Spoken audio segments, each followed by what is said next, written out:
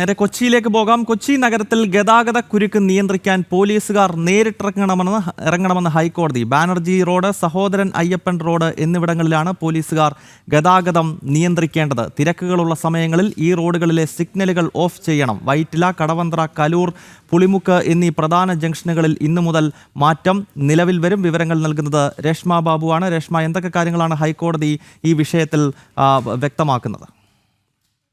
കൊച്ചി നഗരത്തിൽ പ്രത്യേകിച്ച് ഈ ഓഫീസ് ടൈമുകളിൽ രാവിലെയും വൈകുന്നേരവും വലിയ രീതിയിൽ ഗതാഗത കുരുക്ക് അനുഭവപ്പെടാറുണ്ട്. ഇതിനെ തുടർന്ന് ഹൈക്കോടതിയിൽ ഒരു കൂട്ടം ഹർജികൾ വന്നു. ഇതിന്റെ അടിസ്ഥാനത്തിൽ ഹൈക്കോടതി വാദം കേട്ട് പിന്നീട് ഇന്നലെ ഉത്തരവ് പറയുകയായിരുന്നു. അതിലാണ് ഹൈക്കോടതി ചില നിർദ്ദേശങ്ങൾ മുന്നോട്ട് വെച്ചിട്ടുള്ളത്. പോലീസുകാർ തന്നെ നേരിട്ടിറങ്ങി ഗതാഗതം നിയന്ത്രിക്കണമെന്നുള്ളതാണ് ഹൈക്കോടതി എടുത്തു പറഞ്ഞിട്ടുള്ളത്. ബാനർജി റോഡ്, അതോടൊപ്പം തന്നെ സഹോദരൻ അയ്യപ്പൻ റോഡ് എന്നിവിടങ്ങളിൽ കടുത്ത ഗതാഗത കുരുക്ക് നേരിടാറുണ്ട്. അതുകൊണ്ട് തന്നെ അവിടങ്ങളിൽ നേരിട്ട് പോലീസുകാർ ഈ പീക്ക് ടൈമിൽ, പ്രത്യേകിച്ച് രാവിലെ 8:30 മുതൽ 10 മണി വരെയും വൈകുന്നേരം 5 മണി മുതൽ 7:30 വരെയും സിഗ്നലുകൾ ഓഫ് ചെയ്തുകൊണ്ട് പോലീസുകാർ ഗതാഗതം നിയന്ത്രിക്കണമെന്നുള്ളതാണ് ഹൈക്കോടതിയുടെ നിർദ്ദേശം. തിരക്കുള്ള സമയങ്ങളിൽ ഈ റോഡുകളിലെ സിഗ്നലുകൾ ഓഫ് ചെയ്യുന്നത് ഉറപ്പാക്കണമെന്ന് കൂടി ഹൈക്കോടതി എടുത്തു പറയുകയും ചെയ്തിട്ടുണ്ട്.